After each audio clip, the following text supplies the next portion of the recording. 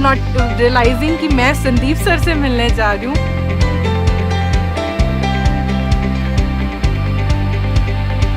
जो दिमाग से अपने आप को समझदार समझते हैं ना, मेरे हिसाब से दुनिया के सबसे बड़े बेवकूफ वही हैं।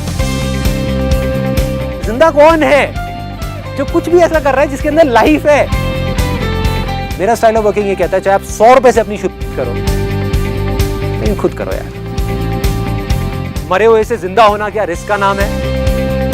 या जिंदा रह करके थोड़े से पंगे लेना रिस्क का नाम है?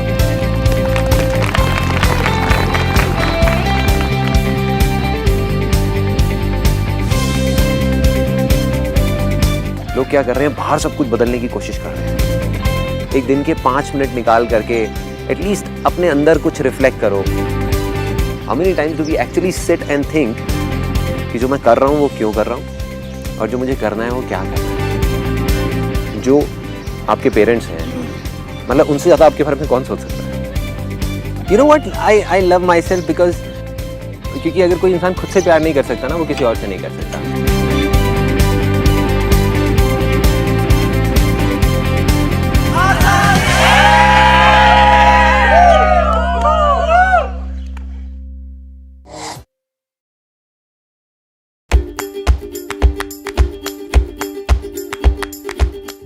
एक सपना जैसे पूरा हो रहा है, बहुत ही एक्साइटमेंट है, जबरदस्त। Too excited to meet Sandeep and everything is easy. My name is Vaibhav and I'm from Kolkata. Sandeep ji से मिलने के लिए इतने बेकाबू हैं, बहुत ज़्यादा। मैं महेंद्र पुरोहित और मैं गुजरात से हूँ। हम सब एक्साइटेड हैं, बहुत एक्साइटेड हैं। Hi, I am Nishant Sharma from Jaipur. यहाँ तक आने में जर्नी इतनी अमेजिंग थी तो मैं एक्सपेक्ट भी नहीं कर सकती कि यहाँ पे क्या होगा। We are looking to a wonderful time with him. Let's see अब आगे क्या सरप्राइज है हमारे लिए। Hi, Ashish Gumbar from Chandigarh. And I really look forward to spend and have a good time with him. Hi, my name is Saurabh Agrawal and I am from UP. Myself Deepika Gupta and I am from Delhi. Hi, I M Anurag from Kolkata. कभी सोचा नहीं था Sandeep sir से मिलना भी इतना आसान है। Hi, this is Swapnil Trivedi from Raipur Chhattisgarh. आज उनसे पहली मुलाकात होगी, फिर आमने सामने बात होगी, फिर होगा क्या क्या पता क्या खबर, फिर होगा क्या क्या पता क्या खबर।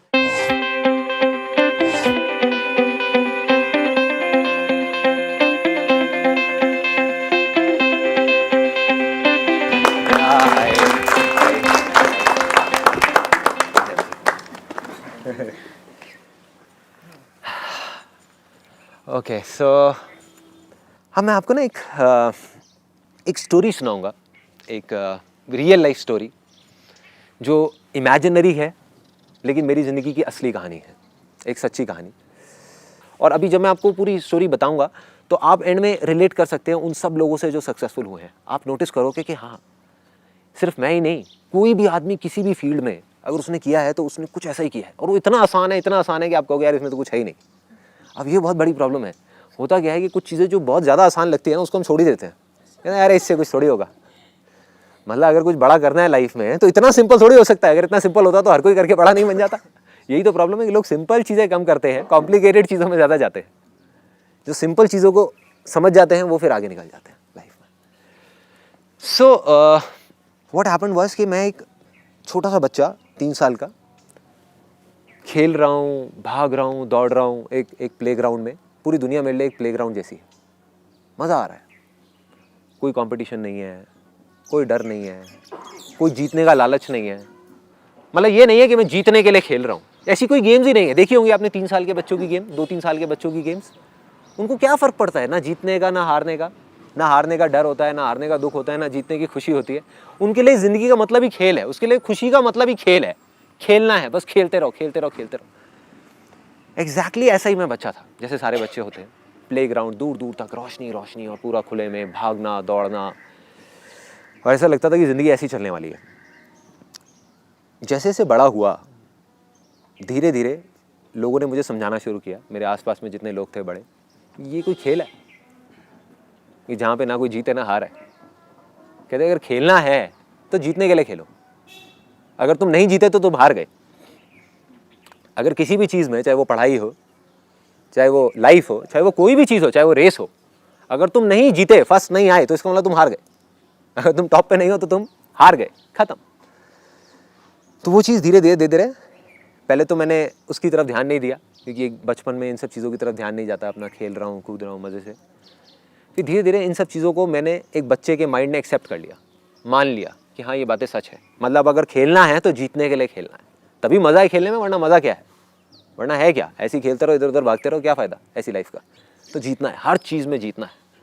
जैसे ही मैंने ये माना, उस दिन जब मैं रात को सोया तब तक सब कुछ ठीक था, बट अगले दिन जब मैं सुबह उठा तो मैंने देखा मेरे चारों तरफ दीवारें ही दीवारें, बहुत बड़ी बड़ी दीवारें। जहाँ एक दिन पहले तक चारों तरफ सनलाइट, रोशनी और हर तरफ मतलब मज़े ही मज़े खेलने का, वहाँ पर जा करके चारों तरफ से अंधेरा और इतनी बड़ी दीवार जिसके परे कुछ दिख ही नहीं रहा था, बस हल्की हल्की सी लाइट आ रही थी कहीं से, हल्की हल्की सी। तो मैं डर गया वो देख करके, मेरी हालत ख़राब, क्योंकि एक बच्चे की जिसकी आदत थी कि खुले में खेलना करना और उसको लगता था यही ज़िंदगी है, उसने देखा कि ये मैं कहाँ चारों तरफ से अंधेरे में आ गया, यहाँ भागा वहाँ भागा, जहाँ देखा दीवार, और इतनी ऊंची दीवार कि बस सोच भी नहीं सकते। और मज़े की बात, मैं अकेला नहीं था उन दीवारों में, पूरी की पूरी दुनिया थी। जब तक मैं छोटा था तो मैं बच्चों के साथ खेल रहा था, यहाँ जा रहा था वहाँ जा रहा था, मेरे को कोई और दिखता ही नहीं था। थे लोग लेकिन मेरे को नहीं दिखते थे, चारों तरफ रोशनी थी। अब उन दीवारों के बीच में मेरे को बहुत सारे लोग दिखने लग गए। मैं उन लोगों के पास गया, अपने बड़ों के पास में या और लोग जिनको जा करके मैंने बोला, मैंने कहा ये क्या हो गया, कल तक मैं यहाँ पर जब सोया था तो यहाँ पर सब कुछ सही था, ये दीवारें कहाँ से आ गई। तो उन्होंने कहा बेटे तेरी ये गलतफहमी है, ये दीवारें शुरू से ही थी, ये आज से नहीं है, सदियों से है, ये थी है और रहेंगी। तो मेरे को समझ नहीं आया, एक बच्चे के दिमाग इस चीज़ को हजम नहीं कर पा रहा था। मैंने कहा नहीं ऐसा नहीं हो सकता। मैं गया दूसरे के पास, तीसरे के पास, चौथे के पास, बहुत लोगों के पास गया, सबके पास गया, जा करके मैंने पूछा ये दीवारें कहाँ से आई। सबने एक ही जवाब दिया, कहते बेटे ये दीवारें तो हैं ही और रहेंगी, और ये थी, तेरी गलतफहमी है, तुझे लग रहा था यहाँ कोई दीवार नहीं थी, ये तो दीवारें हैं। जब से हमको चीज़ें, जब से हमने होश संभाला हमने दीवारें देखी हैं यहाँ पे, तो झूठ नहीं है, ये सब सच है। तो मैंने फिर फाइनली जा करके लोगों से ये पूछना शुरू किया, मुझे ये तो समझ आ गया कि हाँ मैं गलत था, ये दीवारें थी, हैं और रहेंगी। क्या इसका कोई रास्ता है इससे परे जाने का, क्या कोई ऐसी दुनिया है जो इसके परे है। तो मैंने जा करके लोगों से पूछना शुरू किया। आई स्टार्टेड आस्किंग कि ठीक है समझ गया कि ये दीवारें हैं, बट इसकी अगर पार निकलना है या आगे निकलना है तो क्या है, ये दीवारें हैं क्या, किस चीज़ की बनी हुई है, ये दीवारें आई कहाँ से, कल तक तो नहीं थी, किस चीज़ की। किसी के पास कोई जवाब नहीं था, बट एक आदमी मुझे मिला, उसने कहा बेटे एक रास्ता है। वो सीढ़ियाँ देख रहा है सामने, सीढ़ियाँ जा रही हैं ऊपर, तो एक काम कर, उन सीढ़ियों पे कुछ लोग दिख रहे हैं तुझे। ये सीढ़ी ना अभी बड़ी है, यहाँ पर जो पहली सीढ़ी है, आगे जाके धीरे धीरे छोटी होती जाएगी, छोटी और बहुत ऊपर तक जा रही है। अगर तू वहाँ पहुँच गया तो तू उस दीवार के परे निकल जाएगा। तुझे सिर्फ एक एक करके उन सीढ़ियों पर चढ़ना है। मैंने एक्सेप्ट कर लिया, मैंने कहा कि नहीं मैं चढ़ूंगा, कुछ भी हो जाए, चाहे मुझे कुछ भी करना पड़े, मुझे तो उस दीवार के परे जाना है। मुझे वो दुनिया याद थी, मैं भूला नहीं था उस दुनिया को, जहाँ मैं बचपन में जी रहा था, खेल रहा था। मुझे वापस से उस रोशनी वाली दुनिया में जाना था, इस अंधेरे से निकल करके। मैं गया और जा करके भागने लगा उसकी तरफ, उन सीढ़ियों की तरफ, और पूरी दुनिया उस तरफ भाग रही थी, मारकाट मची हुई थी। मतलब हर आदमी को उस सीढ़ी पर चढ़ना था, हर आदमी को। लेकिन पीछे से जैसे ही मैं गया चढ़ने के लिए, मेरे को आस-पास में सब लोगों ने आकर के बोला बेटे कोई फ़ायदा नहीं है, हम बहुत सालों से कोशिश कर रहे हैं उन सीढ़ियों पे चढ़ने की, नहीं चढ़ सकता तू, हो ही नहीं सकता, कोई नहीं गया उधर। देख हमारे एटलीस्ट दूर दूर तक कोई नहीं गया, हमने नहीं देखा किसी को हमारे परिवार में, हमारे उधर दूर दूर तक किसी को उन सीढ़ियों के ऊपर जाते हुए। शायद तू भी नहीं जा पाएगा, छोड़ना, क्यों कोशिश कर रहा है, तू यहीं पर रहे हमारे पास में, यहाँ देख सब कुछ है तो सही। मैंने कहा नहीं मैं चढ़ूँगा, मैं करूँगा कोशिश। मैं गया भागता हुआ और पहली सीढ़ी पर चढ़ गया। कॉम्पिटिशन था, लड़ाई थी, झगड़ा था, किसी को मारा, किसी को हटाया, किसी को गिराया, कुछ भी करके किसी के ऊपर पैर रखा और फाइनली उस पहली सीढ़ी पे चढ़ गया, पहुंच गया। बहुत खुश, इतना खुश कि आई कांट इवन एक्सप्रेस कि मैं कितना खुश हो गया। खुशी किस चीज़ की थी? वो खुशी इस चीज़ की थी कि मैं दुनिया से ऊपर उठ गया। बाकी करोड़ों लोग जो मेरे साथ के थे वो पीछे रह गए और मैं आगे निकल गया, मैं आगे आ गया। इस चीज़ की खुशी थी। फिर मैंने देखा आगे एक और सीढ़ी है, दूसरी सीढ़ी, उस पर चढ़ा। लोग और कम होते चले गए, मतलब जगह भी कम, लेकिन उस कम जगह के अंदर बहुत सारे लोग भरे हुए, जिसकी वजह से मुझे थोड़ा थोड़ा डर लगने लग गया। क्योंकि अगर अब यहाँ पे गलती की गुंजाइश नहीं थी, जब तक मैं ज़मीन पे था तब तक कोई डर नहीं था, या डर ये कह लो कम था, लिमिटेड था। लेकिन जैसे जैसे मैं ऊपर बढ़ रहा था वो डर और बढ़ता जा रहा था, क्योंकि अब डर था नीचे गिरने का, कि अगर हल्का सा यहाँ से धक्का लगा और वापस से अगर उसी ज़मीन पे पहुँच गया तो मेरा क्या होगा। फिर मैं और ऊपर चढ़ा, तीसरी सीढ़ी, चौथी सीढ़ी, पांचवी सीढ़ी, करते करते करते करते एक दिन ऐसा आया कि उस सीढ़ी के टॉप पे पहुंच गया, ऊपर पहुंच गया, जहाँ पर मुझे बताया गया था जब मैंने नीचे इस जर्नी को शुरू किया था कि ऊपर जाने के बाद एक ऐसा रास्ता मिलेगा जहाँ से इस दीवार के परे निकल जाएंगे, इस दीवार के परे, जहाँ पर रोशनी रोशनी होगी, खुशियाँ ही खुशियाँ होगी। लेकिन मज़े की बात, वहाँ पर जब मैं टॉप पे गया तो वहाँ पे सिर्फ कुछ लोग थे, जगह बहुत छोटी सी थी, टॉप पे बहुत कम लोग वहाँ पे खड़े हुए थे, और वहाँ पर जाने के बाद भी उछले जा रहे थे और ऊपर जाने के लिए, मतलब अभी भी तसल्ली नहीं हुई थी, कोशिश कर रहे थे। मैंने कहा यार ये तो धोखा है, ये तो मेरे साथ धोखा हुआ है। मुझे सबने कहा था कि यहाँ पर एक रास्ता है, ये कोई रास्ता थोड़ी है, ये तो बेवकूफ़ी है। यहाँ पर आकर के मैं टॉप पे खड़ा हो गया, लेकिन जिसके लिए मैं यहाँ पे टॉप पे चढ़ा था खुशी के लिए, उस खुशी का तो कोई नामो निशान ही नहीं है यहाँ पर तो और ज़्यादा कंपटीशन है, और ज़्यादा डर है। इतनी ऊपर से गिरा तो मरा, गलती की भी गुंजाइश नहीं है, कुछ भी नहीं है, और अंधेरा इतना, दूर दूर तक दीवारें, बिल्कुल घुप अंधेरा, लोग डरे हुए बैठे हुए हैं। तो मैंने उनको बोला, मैंने कहा चलो नीचे चल के एटलीस्ट लोगों को बताते हैं कि भाई ये सब झूठ है, ये धोखा है, ये बेवकूफ़ बनाया जा रहा है और कुछ भी नहीं है। तो उन्होंने कहा छोड़ना यार, यहाँ से कौन जाएगा, बोल वो लोग हम ही को तो देख रहे हैं, और बोल मज़ा तो आ रहा है, यहाँ पे क्या प्रॉब्लम है, बैठे हुए हैं, देख टॉप पे, देख नीचे क्या हालत है, देख वहाँ जाएगा तू वापस, किस चक्कर में है। मैं कहा मैं तो जाऊँगा। मैं उतरा नीचे, जा करके मैंने पूरी दुनिया को बताया कि ये धोखा है, कुछ नहीं है, ये ऊपर जा करके ये सीढ़ी खत्म हो गई है, इसकी सीढ़ी के आगे कुछ है ही नहीं, आगे अंधेरा ही अंधेरा है। किसी ने नहीं सुनी। तब अंदर से कहीं से एक अर्ज आई कि अब मैंने इस दीवार को तोड़ना है, किसी भी तरीके से तोड़ दूंगा इस दीवार को। एक बड़ा सा हथौड़ा लिया और लेकर के भागा उस दीवार की तरफ। जब गया तो लोग हंसने लग गए, देख करके कहते क्या कर रहा है, दीवार को तोड़ेगा ये। किसी ने ध्यान तक नहीं दिया, किसी ने देखा भी नहीं, सबका ध्यान उधर उन सीढ़ियों की तरफ था। आगे बढ़ना है, ऊपर चढ़ना है, ऊपर चढ़ना है, ऊपर चढ़ना है। ये मोमेंट था मेरी लाइफ का एक बहुत बड़ा मोमेंट, जब मैं गया उस हथौड़े को ले करके और अपनी पूरी जान लगा करके उस दीवार के ऊपर मार दिया। और जैसे ही मैंने मारा तो वो हथौड़ा उस दीवार के पार निकल गया। दीवार टूटी नहीं, दीवार के पार निकल गया और जा करके नीचे ज़मीन पर टकराया। अरे ये क्या है, हाउ इज़ दैट पॉसिबल, ये क्या हो रहा है। फिर मैंने उस हथौड़े को छोड़ा, धीरे धीरे अपना हाथ आगे बढ़ाया, मेरा हाथ उधर निकल गया, फिर धीरे धीरे मैं पूरा उधर निकल गया। मतलब वो दीवार थी ही नहीं, वो एक धोखा था, एक झूठ था। वो दीवार थी डर की दीवार। जब तक वो डर था मेरे अंदर तब तक वो दीवार थी। जब तक मेरे अंदर वो डर था, नीचे गिर जाने का डर, आगे ना जाने का डर, लेकिन जैसे ही वो डर खत्म हुआ, मैं आगे गया तो उस दीवार के परे निकल गया। उधर गया, जा करके देखा मैं अकेला नहीं हूं, मेरे जैसे लाखों लोग और हैं, लेकिन सब छोटे छोटे बच्चे, एक भी बड़ा नहीं है वहां पर। छोटे छोटे बच्चे खेल रहे हैं, उसी तरीके से खेल रहे हैं जैसे वो सालों पहले खेल रहे थे, जैसे मैं खेलता था। खेल रहे हैं, कोई कुछ कर रहा है, कोई कुछ कर रहा है, कोई कुछ कर रहा है। और मैं देख करके चौंक गया। मैंने कहा ये क्या हो रहा है, सारे बच्चे बच्चे हैं, बड़े कहाँ रह गए। और फिर मैं आगे गया, जा करके एक जगह पे पानी था, पानी मेरे को प्यास लगी थी पीने के लिए। मैंने जा करके अपनी शक्ल देखी तो मैं भी बच्चा था वहाँ पर। आई वाज अ चाइल्ड, मैं बड़ा नहीं था। मतलब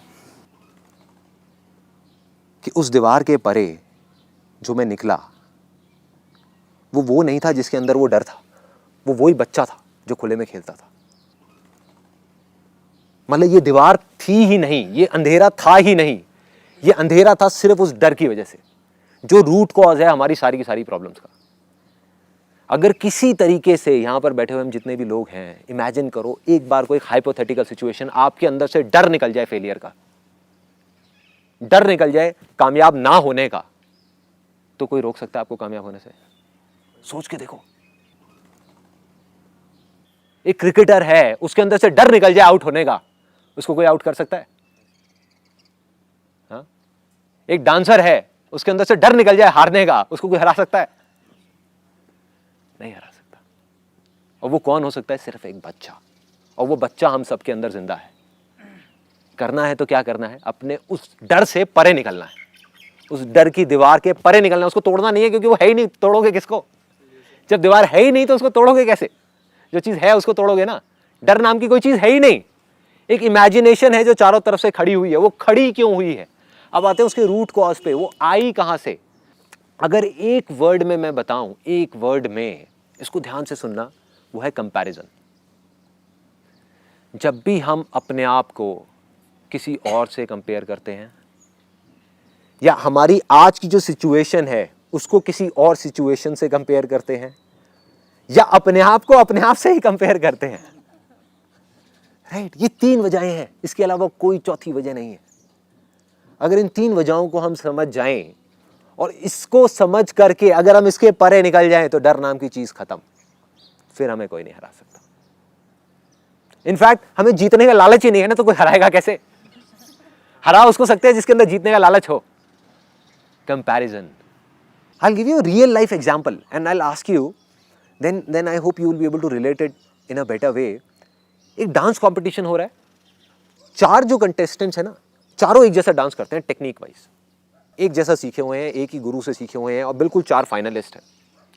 एक जो है वो डांस करने वाला है, फाइनल्स है, आज या तो हार है या जीत है। एक जो पहला वाला है वो डांस करने वाला है जजेस को खुश करने के लिए और ऑडियंस को खुश करने के लिए। उसका यही मकसद है कि किसी तरह से जजेस को खुश कर दूं, ऑडियंस को खुश कर दूं, जीत जाएगा, जीत जाऊंगा। उसके चारों तरफ क्या होंगी? दीवारें होंगी, होंगी ना।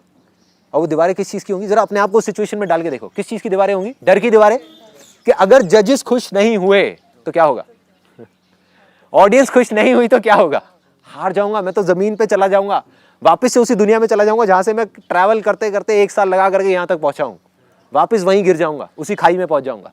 मतलब इतना ऊपर तो आ गया लेकिन डर भी उतना ही बड़ा है, दीवारें उतनी बड़ी हैं चारों तरफ। दूसरा आदमी वो आज परफॉर्म करने वाला है अपने बाकी के जो कंटेस्टेंट्स हैं उनको हराने के लिए और उनसे जीतने के लिए। उसके चारों तरफ क्या होंगी? दीवारें होंगी, दीवारें होंगी। वो उनको हराने के लिए डांस करना चाहता है, उनसे जीतने के लिए डांस करना चाहता है। मतलब अगर उसका पोटेंशियल 100 है और सामने वाले का 10 है तो उसका बेंचमार्क 10 है, 100 नहीं है। उसको 10 को बीट करना है, लेकिन अब उस 10 को भी बीट करने के लिए उसके चारों तरफ दीवारें खड़ी हुई हैं कि मैं 10 को भी नहीं बीट कर पाया तो क्या होगा, मैं 9 पे अटक गया तो क्या होगा, 5 पे अटक गया तो क्या होगा, तो क्या होगा उसका, अटक गया, दीवारें ही दीवारें, अंधेरे में नाचने वाला है वो। तीसरा आदमी जो तीसरा फाइनलिस्ट है वो डांस करने वाला है, उसको कोई फर्क नहीं पड़ता जजेस का, उसको कोई फर्क नहीं पड़ता ऑडियंस का, उसको कोई फर्क नहीं पड़ता बाकी कंटेस्टेंट्स का, लेकिन उसको फर्क पड़ता है अपनी लास्ट परफॉर्मेंस का। सेमीफाइनल्स में जो उसने करी थी उसके हिसाब से उसकी बेस्ट परफॉर्मेंस थी, उसके हिसाब से वो परफॉर्मेंस उसने बचा के रखी हुई थी, लेकिन सेमीफाइनल्स में उसने कर दी, उसका बेस्ट डांस उसने कर दिया। तो अब उसको आज नाचना है अपनी उस परफॉर्मेंस को पीछे छोड़ने के लिए, मतलब कि उसको उससे बेटर परफॉर्म करना है। क्या है उसके चारों तरफ? दीवारें हैं, दीवारें हैं। किस चीज़ की दीवारें हैं? डर की दीवारें कि अगर मैं अपने उस सेमीफाइनल की परफॉर्मेंस से बेटर परफॉर्म नहीं कर पाया तो क्या होगा, गया, गिरा वापस से जा करके उसी दुनिया में, वापस से जहां कोई नहीं जाना चाहता। चौथा कंटेस्टेंट वो कहता है जजेस गए तेल लेने, ऑडियंस गई भाड़ में, बाकी कंटेस्टेंट से मुझे कोई फर्क नहीं पड़ता, भगवान करे उसमें से जिसको जीतना है वो जीत जाए, मुझे कोई फर्क नहीं पड़ता, जिसको हारना है वो हार जाए, मुझे हारना है मैं हार जाऊं, मुझे कोई फर्क नहीं पड़ता, मुझे ना अपनी पुरानी कोई परफॉर्मेंस याद है, मैं तो भाई बस इसलिए नाचने वाला हूं क्योंकि नाचना मेरे लिए खेल है और खेल मेरे लिए जिंदगी है। मैं आज नाचने वाला हूं सिर्फ और सिर्फ अपने लिए, अपनी खुशी के लिए, और मैं जब नाचूंगा मुझे कोई परवाह नहीं है आसपास में कौन बैठा है कौन नहीं बैठा, कौन जीतेगा। कोई दीवारें हैं उसके आसपास में? अरे है ही नहीं, है ही नहीं, कोई डर ही नहीं ना उसको, ना उसको हारने का डर ना जीतने का लालच, है ही नहीं उसके अंदर। वो तो कहता है बस आज का ये दिन है मेरे पास में, आज मैं वो कर जाऊंगा जो मैं करना चाहता हूं, और कोई परवाह नहीं है कि क्या होता है क्या नहीं होता, क्या होगा क्या होगा।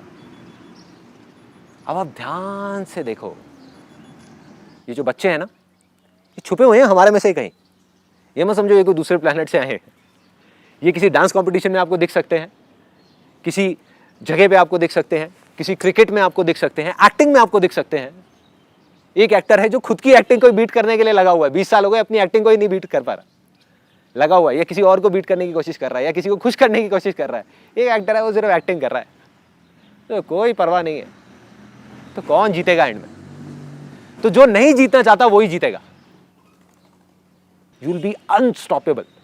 आप जिस भी फील्ड में होगे, जो भी कर रहे होगे, यू विल बी अनस्टॉपेबल। किसी भी फील्ड में आप उठा करके देखोगे, आपको 3 तरह के लोग मिलेंगे। एक वो जो फेलियर्स हैं, उनमें डर सबसे ज्यादा है, सबसे ज्यादा है, क्योंकि वो डरे हुए हैं कि हम आगे नहीं बढ़ पाए तो क्या होगा, नहीं बढ़ पाए। वो ये नहीं समझ पा रहे हैं हम अपने डर की वजह से नहीं बढ़ पा रहे। अगर किसी तरीके से डर को हटा दिया जाए तो हम आगे बढ़ जाएंगे। एक वो जो मीडियोकर है, एक वो जो अनस्टॉपेबल है। चाहे पेंटिंग में उठा करके देख लो, चाहे इसमें, चाहे उसमें, आर्ट में, किसी भी चीज में, बिजनेस में उठा करके देखो, those are unstoppable. Those are the people जिनके अंदर डर नाम की कोई चीज ही नहीं है। जिसके अंदर हल्का सा भी डाउट है, जिसके अंदर हल्का सा भी डर है, वो गया। आज वो कहीं पर भी है, वो गिर सकता है। देखो क्या होता है ना, आज आप दीवार के इस तरफ खड़े हो, मैं इस तरफ खड़ा हूं, बस इतना सा फर्क है। एक ना एक दिन आप इस दीवार के इस तरफ आओगे, तब आप आकर के देखोगे उन सब चीजों को जिस चीज के बारे में मैं आपको बता रहा हूं। मतलब हमको लगता है कि जिस आदमी के पास में जितनी सक्सेस है, जितना पैसा है, वो उतना ही खुश है। अगर ऐसा होता तो आज सबसे ज्यादा खुश लोग यूएस में होते हैं, जहां हम इंडिया के लिए रोते रहते हैं ना कि इंडिया में ये प्रॉब्लम है, वो प्रॉब्लम है, वो प्रॉब्लम है। अच्छा, ये सारी प्रॉब्लम्स ठीक हो जाए तो हम खुश हो जाएंगे। यूएस में तो नहीं है, वहां इतने दुखी क्यों है लोग? दैट मीन्स इन सीढ़ियों पर चढ़ने से कुछ नहीं होने वाला।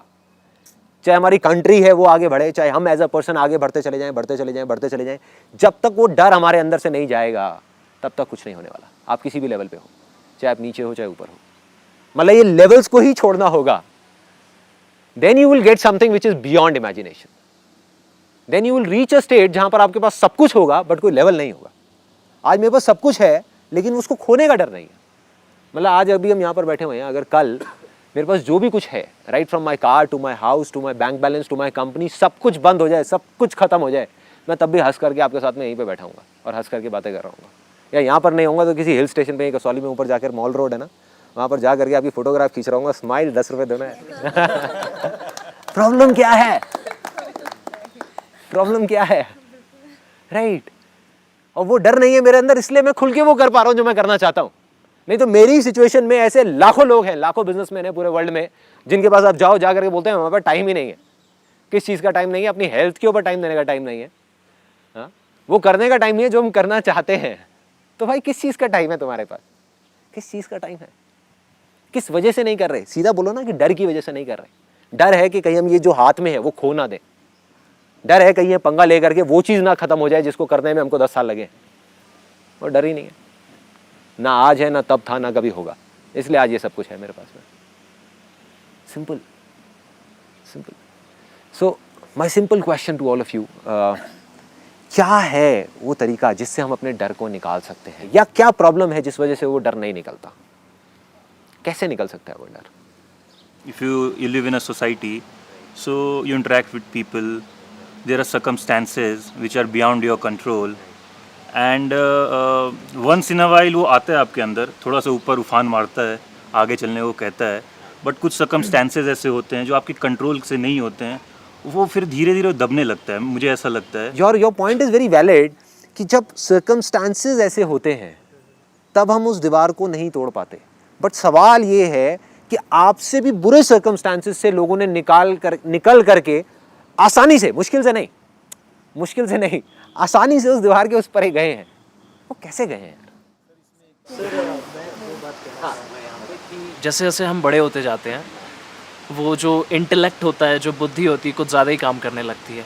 तो हम अपने आप में ना बहुत सारे, जैसे जैसे बड़े होते जाते हैं, क्राइटेरियाज थोपते रहते हैं कि नहीं यार, हाइट हो तो इतनी हो, वेट हो तो ऐसा हो, गोरा होना चाहिए, ऐसा होना चाहिए, वैसा होना चाहिए। यहाँ पे मैं इस बात को कहना चाह रहा कि खुद को अप्रूव करना, खुद को आईने में देना, एक्सेप्ट करना और अप्रूव करना कि मैं जैसा हूँ, क्योंकि समय भी बदलता रहता है, हम भी बदलते रहेंगे।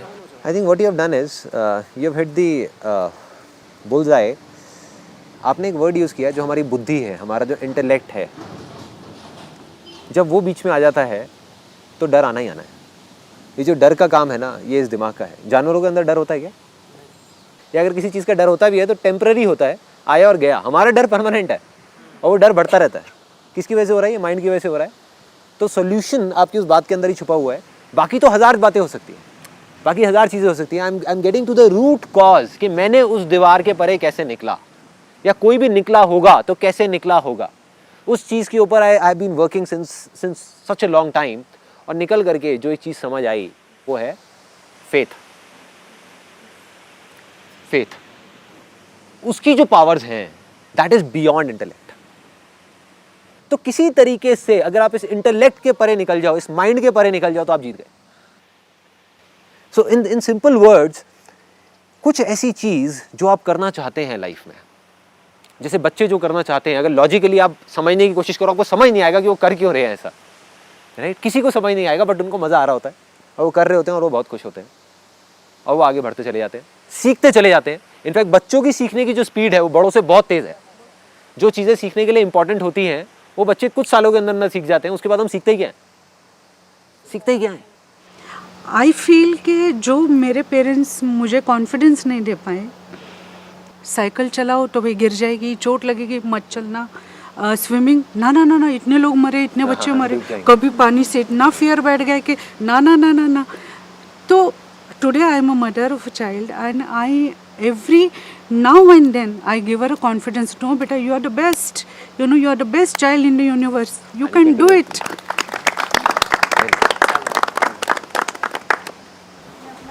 शेयर करना चाहूँगी जो आपका लास्ट लाइफ चेंजिंग सेमिनार सुनने के बाद मेरे अंदर आया। एक्चुअली जब मैं 2-2.5 साल की थी तो मेरी लेफ़्ट आई में एक स्क्विंट हो गया था, तो तब एकदम घर वाले परेशान हो गए कि क्या हो गया। मैं एकदम नॉर्मल थी और अचानक से ऐसा हो गया।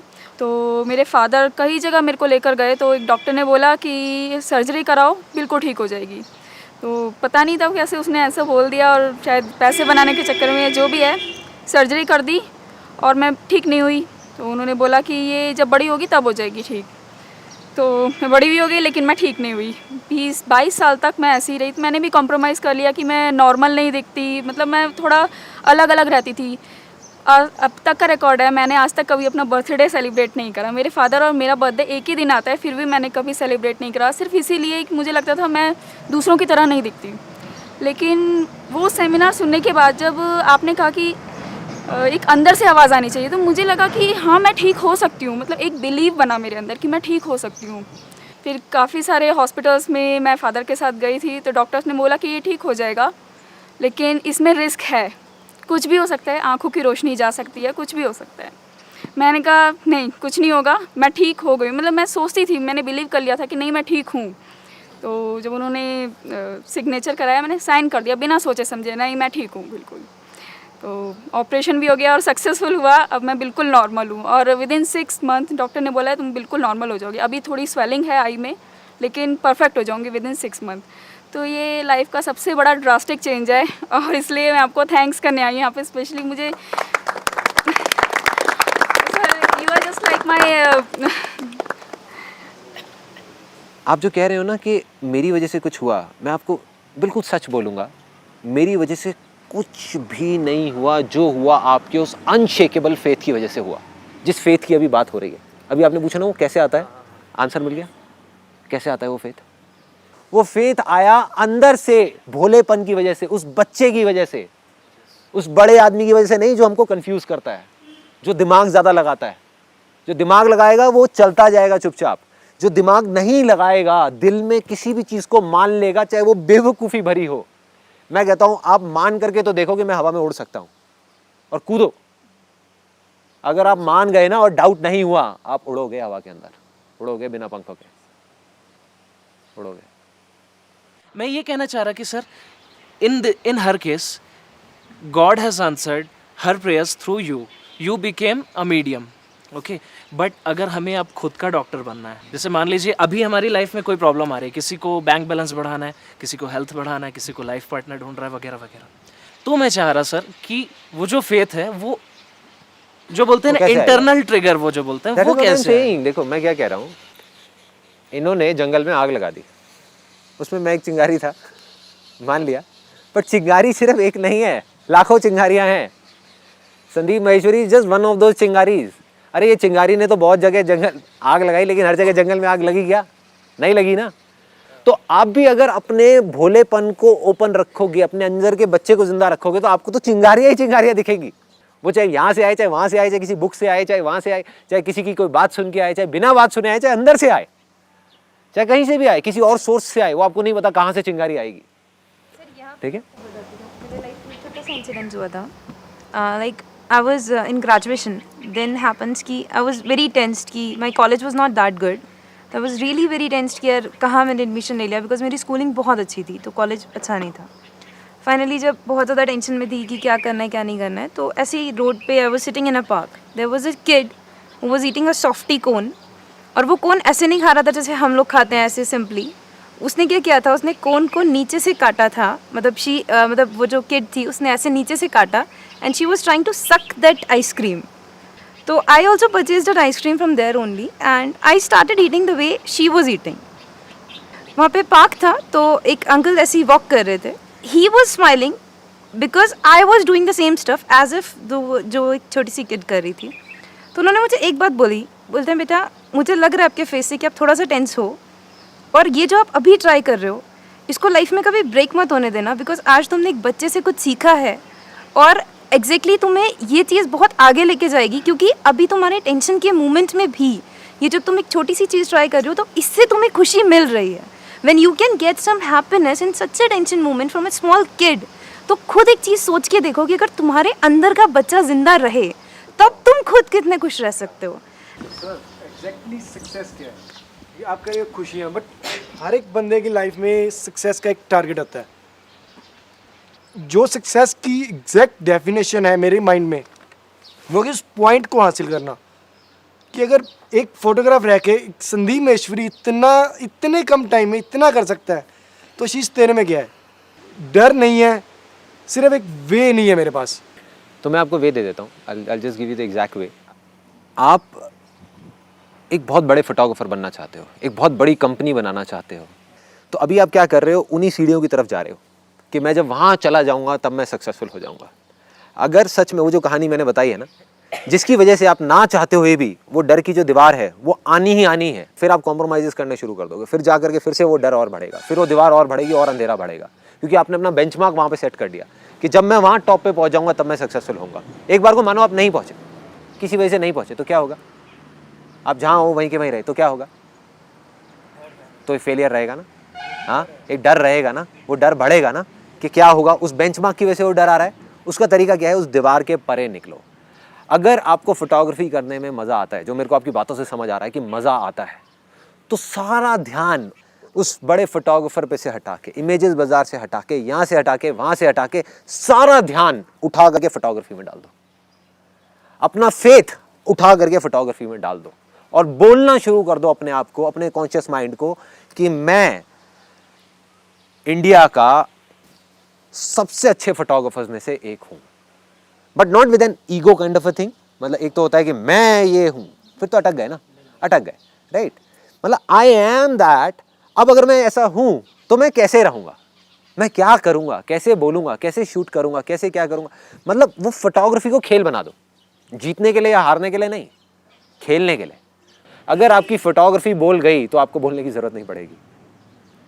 जब मैं मेडिकल प्रोफेशन में आया तो मैंने एक चीज़ देखी कि लोगों ने मेडिकल प्रोफेशन को एक बिज़नेस का रूप दे दिया है। तो मतलब जो चीज़ सिंपल वे में प्रोसीजर सिंपल वे में हो सकता है, उसको कॉम्प्लिकेटेड बना के उस चीज़ को इतना मतलब पैसे के लिए सिर्फ उसको आगे बढ़ाते जा रहे हैं। तो तब से ही दिमाग में एक चीज़ थी कि मुझे कुछ करना है, उन मरीज़ों के लिए कुछ करना है जिनके पास पैसे नहीं हैं और उनकी जानें जाती जा रही है, क्योंकि ज़िंदगी एक लाइफ का बहुत एक बिग पार्ट है। तो उस चीज़ को मैंने एक शॉर्ट लेवल पे स्टार्ट किया कि मैं पर्सनली जो भी पेशेंट उसके लिए मैंने एक NGO भी स्टार्ट किया, doctors with us medical services, जिसमें कि डॉक्टर्स आपके साथ हैं, हमेशा आपके साथ रहेंगे। तो सर मैं उस लेवल में इतना पहुंचना चाहता हूँ, इतना आगे पहुंचना चाहता हूँ कि इन द फ्यूचर कि कोई भी अगर सर्जरी हो रही है, कोई भी हार्ट सर्जरी हो रही है या कोई भी किसी चीज़ का ट्रीटमेंट हो रहा है, तो उसमें लोगों का पैसा ना लगे, मतलब पैसे की वजह से लोगों की जाने ना जाए। देखो, this is something very interesting. अभी जो इन्होंने अपना एक्सपीरियंस शेयर किया ना, that is called the state of inspiration. जैसे इन्होंने अपने दिल की सुन ली कि मेरे को ये चीज़ करनी है, मेरे को इस मैं किसी पेशेंट को मरते हुए नहीं देख सकता पैसे की वजह से। आ गया ना, दिल की सुन ली। अब दिमाग नहीं लगाना, अभी दिमाग अपने आप लगेगा। Once that faith become stronger, वो जब बड़ा होता जाएगा, बड़ा होता जाएगा, बड़ा होता जाएगा, तो दिमाग अपने आप ऐसे रास्ते दिखाएगा, ऐसे लोगों को ला करके आपके सामने खड़े कर देगा जो आपने सोचे भी नहीं होंगे। अब आते हैं पॉइंट पे, जो एग्जैक्ट प्रॉब्लम है। सब करना चाहते हैं, सबके पास में कोई ना कोई प्लान है, किसी का है कि मेरे को ये करना है, किसी का है मुझे वो करना है, किसी की शुरुआत ही नहीं हुई, किसी की शुरुआत हो चुकी है, किसी की शुरुआत हो चुकी है। सो द प्रॉब्लम इज करें क्या? Social entrepreneurship is the answer. Problem क्या है कि हम चीज़ को we don't see life as colourful, we see life as black और वाइट। हम ये सोचते हैं कि अगर हमको कोई ऐसा भलाई का काम करना है तो उसमें हम पैसा नहीं ले सकते सामने वालों से, वो लेना गलत बात होगी। This is not the right thing. और कई लोग तो मुझे देख करके गलत आइडियाज़ निकाल रहे हैं, मुझे देख करके सोच रहे हैं क्योंकि मैं पैसे नहीं लेता तो इसलिए हम भी पैसे नहीं लेंगे और हम इसलिए ऐसा कोई काम करेंगे। That is not right. मेरे पास में इतने रिसोर्सेज हैं कि मैं ये चीज़ें कर सकता हूँ और मेरे अंदर अटैचमेंट नहीं है इन सारे रिसोर्सेज से। मुझे जितना चाहिए उससे बहुत ज़्यादा है। मैं तो पैदल जाता हूँ अपने घर से ऑफिस भी बहुत बार, मतलब मुझे नहीं है, मुझे गाड़ियाँ हैं तब भी उसका शौक नहीं है तब भी फ़र्क नहीं पड़ता, नहीं है तब भी नहीं पड़ता, स्कूटर पे भी घूमता हूँ, तो does not make a difference to me. तो मेरे से अगर ये पैसा चला भी जाए तो मुझे कोई फ़र्क नहीं पड़ने वाला, ना मुझे, ना मेरी फैमिली को, ना किसी को भी।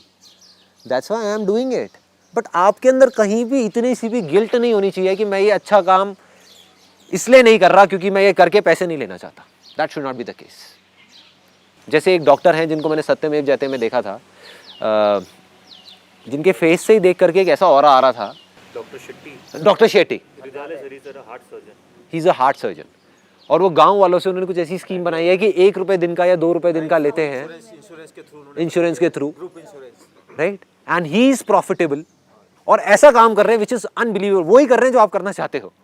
सो he is a kind of a role model for you. सुना हुआ आपने उनके बारे में? आप एक बार देखिए, सत्यमेव जयते को देखिए और उनके ऊपर रिसर्च करिए। सो उन्होंने क्या निकाला तरीका, उन्होंने गांव वालों से, मेरे को एग्जैक्ट याद नहीं है, बट एक अमाउंट फिक्स किया जो वो अपनी तनख्वाह में से, अपनी जो कमाते हैं पगार में से बड़े आराम से दे सकते हैं। ऐसा अमाउंट जिसमें पूरी 4 बंदों की उनकी फैमिली कवर हो गई।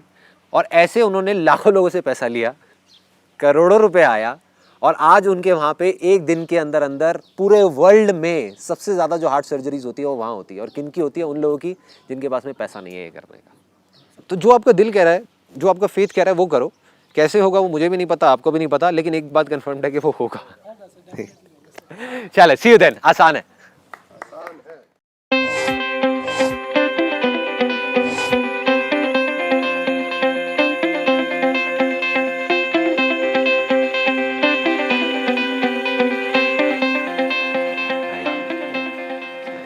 Please have a seat.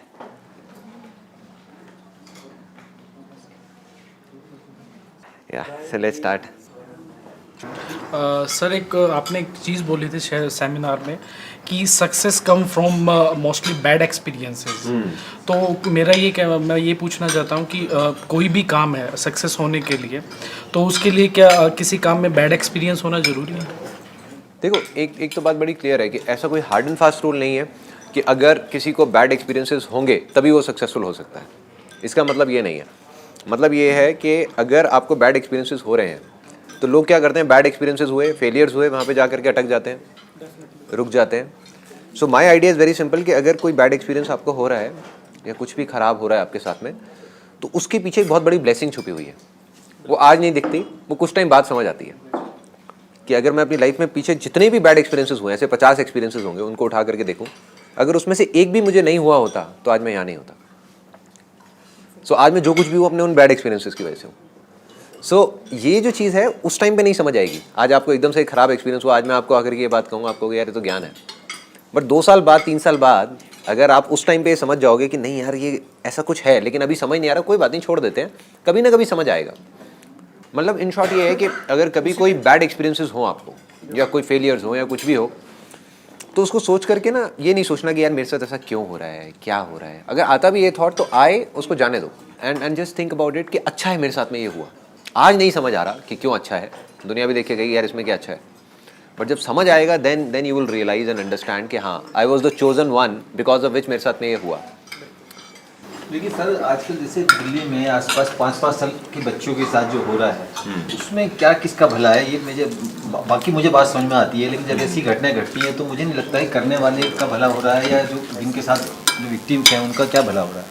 I will give you a very simple example कि आज अगर हमको कहीं पे दर्द होता है, तो अगर हमको दर्द होता है ना, तो कई बार लोग क्या करते हैं, इनफैक्ट मैं भी ऐसे ही करता था, जैसे ही मेरे कुछ दर्द हुआ, सपोज गला ख़राब हुआ, मेरे गले की बड़ी प्रॉब्लम रहती थी, या थोड़ा सा जुकाम हुआ, तो मैं इरिटेट हो जाता था, फ्रस्ट्रेट हो जाता था, यार फिर से ख़राब हो गया, अब 4 दिन तक ख़राब रहेगा या 5 दिन तक ख़राब रहेगा, या कहीं पे कुछ प्रॉब्लम हुई, जैसे पेट दर्द हुआ तो मैं एकदम वो हो गया कि यार ये क्या हो गया मेरे साथ में, या कोई भी प्रॉब्लम हुई. Now I know it is a blessing, क्योंकि बॉडी क्या कर रही है, अगर हम बॉडी को समझेंगे कि वो सिग्नल दे रही है कि कहीं कुछ गड़बड़ हुई है.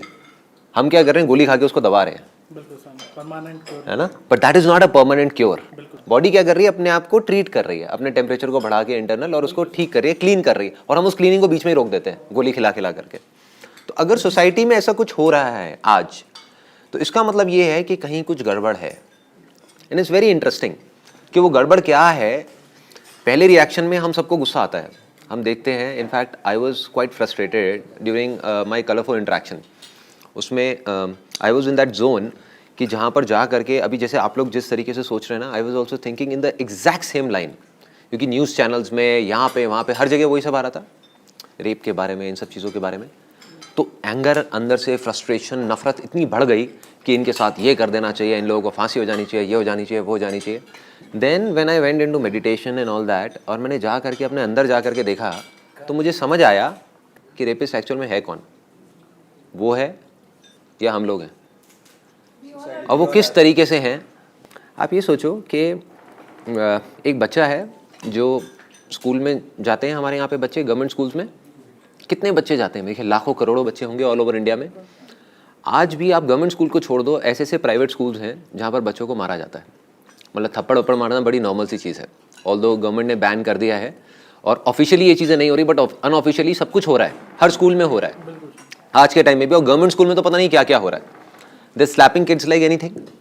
तो आप ये सोचो कि अगर एक बच्चे को किसी गवर्नमेंट स्कूल में किसी टीचर ने जा करके मारा, थप्पड़ मारा, और उसका कान का सुनने का वो ख़त्म हो गया, विच इज़ वेरी नॉर्मल. आपने न्यूज़ में देखी होंगी. बस ये है कि इन सब न्यूज़ को हम इतना इंपॉर्टेंट नहीं समझते, हम सोचते हुआ क्या है, कुछ नहीं हुआ ना. बट उस बच्चे की जिसकी रोज़ पिटाई हो रही है, और वो टीचर जो ये काम कर रही है, जो टीचर अपने आप को रेपिस्ट नहीं समझती या नहीं समझता, उसने क्या किया, उस बच्चे को इतनी नफरत दी, उस बच्चे की वो हालत कर दी कि उसको उस टीचर से नफरत हो गई, उसको अपने पेरेंट्स से नफरत हो गई, उसको पूरी सोसाइटी से नफरत हो गई.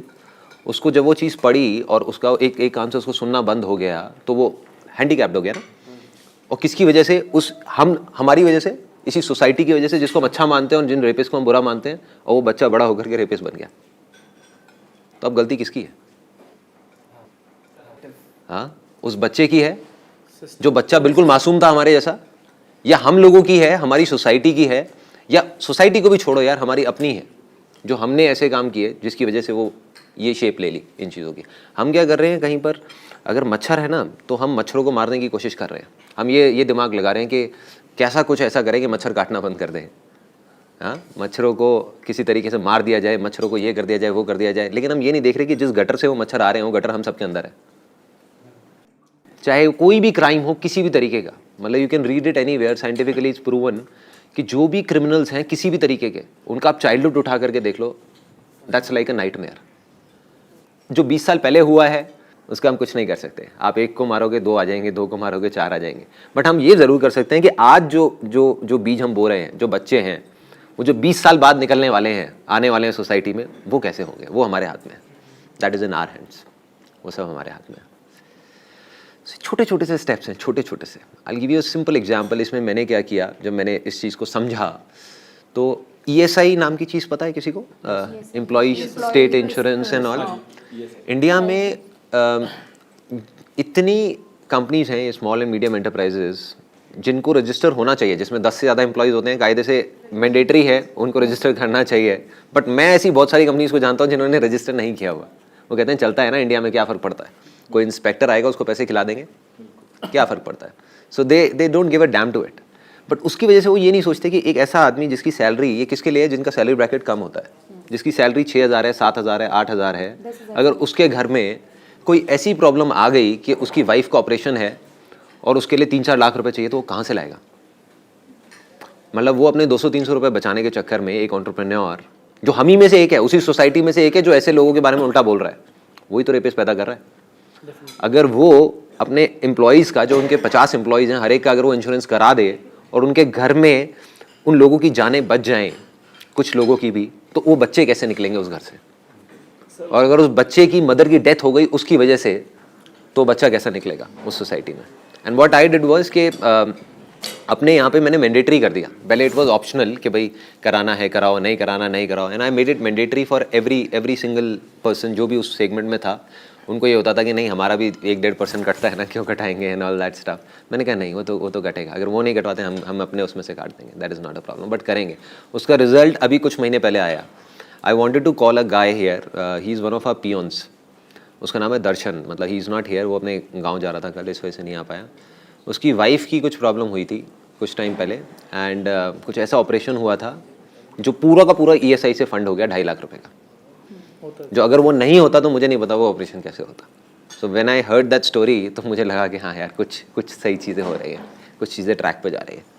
तो अगर एक छोटी छोटी भी हम चीज़ें करने लग जाए ना, छोटी छोटी, तो I think there can be significant difference आने वाले 10 साल बाद या 20 साल बाद. Sir, I have a question. Right now, I am 19 years old, and it's my first year in engineering. I'm never able to decide what do I want to do in my life. Like my interests change during the course of my life. Sometime I want to be this, sometime I want to be this.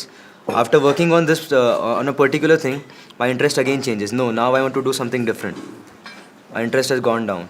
So this fluctuating nature, I think is it a bit harmful or something like that? Or you could say that I might not have explored so many fields till now because I'm so young. But I cannot decide right now. Like should I still be in my college or should I drop it out? Because I sometimes feel that the college might help me to discover what I want to do, or it may not. It's a risk. Just risk not for me but for my dad because he's investing his money. देखो all I can say is एक बड़ा मज़ेदार सी चीज़ है. हम अभी दिल्ली में हैं, right? और कुछ लोगों को है एक बर्निंग डिज़ायर है कि यार मैं दिल्ली में रह के खुश नहीं रह सकता, मेरे को बॉम्बे जाना है, बॉम्बे जाना है, बॉम्बे जाना है. वो बिल्कुल फ्रस्ट्रेटेड है दिल्ली के नाम से ही. वो यहाँ पे रहेगा भी तो बिल्कुल मतलब खुश नहीं रहेगा और परेशान रहेगा. तो उसको तो बॉम्बे जाना चाहिए. जो दिल्ली में रह करके खुश है उसको बॉम्बे जाने की ज़रूरत क्या है, right? So unless and until you have that call with in yourself कि मुझे बहुत स्ट्रांगली ये चीज़ करनी है, तब तक उसको छोड़ने की ज़रूरत नहीं है जो आप कर रहे हो. ये मत समझो आप उसको छोड़ोगे तो आपको एकदम से कुछ और रातों रात मिल जाएगा. वो कॉल आनी होगी तो आ जाएगी. एक स्टेज ऐसी आएगी जब आपको लगेगा कि हाँ यार बस अब मुझे ये करना है या मरना है. अगर वो कभी आए तो करना है, अभी नहीं आए तो 10 साल बाद आएगी तब करना है, नहीं आए तो 20 साल बाद करना है, कभी नहीं आए तो नहीं करना है. क्योंकि ज़रूरी नहीं है कि हर एक को कुछ ना कुछ करना ही है. This is again a myth. क्योंकि क्या है कि हम लोगों को देखते हैं कि अच्छा वो चीज़ कर रहा है. वो सीढ़ियों वाली कहानी याद है ना जो मैंने बताई कि आप सीढ़ियों पे इसलिए चढ़ना चाह रहे हो क्योंकि बाकी लोग चढ़ रहे हैं, बाकी भाग रहे हैं. अरे सब पागल हैं, छोड़ो ना उनको. अगर आप अभी जो कर रहे हो उसको करने के अलावा आपके पास में ऐसा कोई और अर्ज नहीं है and you are doing it, और इसको आप करते रहोगे 4 साल बाद, उसके बाद में आप जॉब कर रहे हो और जॉब में भी आपको कोई प्रॉब्लम नहीं है. अननेसेसरी हमको प्रॉब्लम क्रिएट करनी है तो उसकी बात अलग है, बट कोई प्रॉब्लम नहीं है. आपका बॉस अच्छा है, आपकी टीम अच्छी है, आपके लोग अच्छे हैं, आप उस काम को रीजनेबली इंजॉय कर रहे हो तो आप करते रहो. साथ साथ में अपना अगर आपको स्पोर्ट्स में इंटरेस्ट है तो वो करते रहो, थोड़ा बहुत म्यूजिक में है वो करते रहो, डांस में है वो करते रहो, मूवीज़ देखते रहो. क्या ज़रूरत है कुछ अननेसेसरी करने की? द आइडिया इज़ ये नहीं है कि हर इंसान अलग है, 5 उंगलियाँ अलग अलग हैं. सो ऐसा नहीं है कि एक कोई फॉर्मूला है कि हर इंसान को सब कुछ छोड़ छाड़ के, अगर मैंने ग्रेजुएशन पूरी नहीं करी तो कोई भी ग्रेजुएशन पूरी नहीं करेगा और सब छोड़ के आगे निकल जाएगा. That is not the case. कोई हार्ड एंड फास्ट रूल नहीं है. एंटरप्रेन्योर्स को अगर आप देखोगे, हर एंटरप्रेन्योर अपने आप में एक दूसरे से अलग है. हर बंदा अपने आप में एक दूसरे से अलग है. हर एक का स्टाइल अपने आप में एक दूसरे से अलग है. सो जब तक वो कॉल नहीं आती, keep doing what you are doing. उसी को मन लगा के करो ना. क्या ज़रूरत है पंगे लेने की? सर अभी जैसे मैंने आपको बताया जनवरी में आप ज्वाइन द बैंक, मतलब ये नहीं लगता कि I should continue with it because passion कहीं और पे है. तो सिंपल सी बात है. अभी I am in a government job तो फैमिली के लिए है कि नहीं ठीक है यार उसको गवर्नमेंट जॉब मिल गया है, हाँ it's very safe and secure. Plus दूसरा लोगों को लगता है, एक बिलीव होता है कि यार for girls banking sector is one of the best.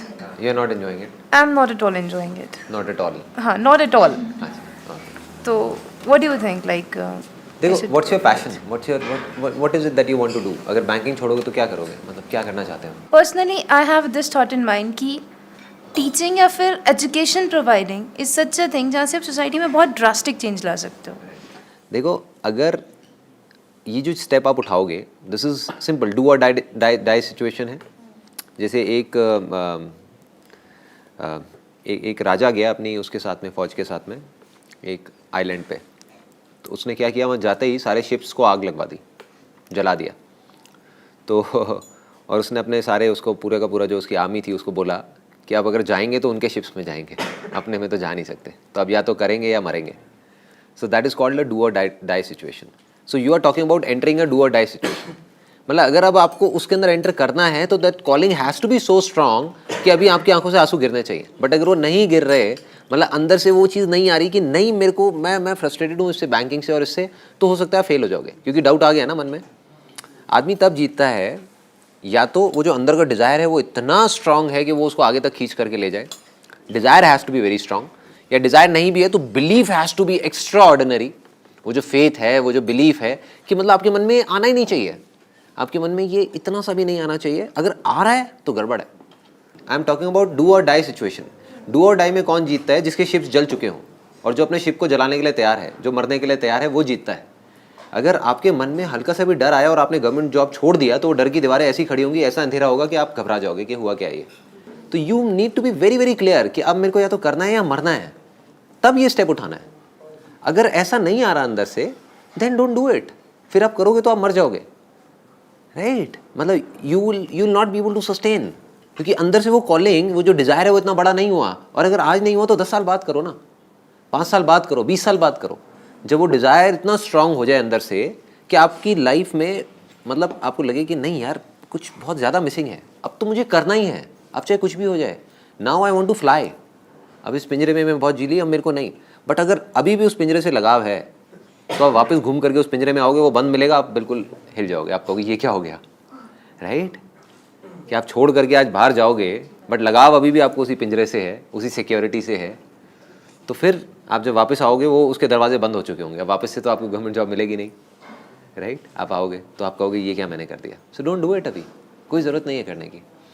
जब अंदर से आपको लगे, और वो आपको कोई नहीं बोल सकता, आई कांट से एंड कोई और नहीं बोल सकता, जब आपको लगे तब आप करो, नहीं लगे तो डोंट डू इट। ये वास्तव में हम सब करना चाहते हैं। रास्ते में भी हमारी बात हुई है, हम आपके साथ किसी न किसी तरह जुड़ चाहते हैं।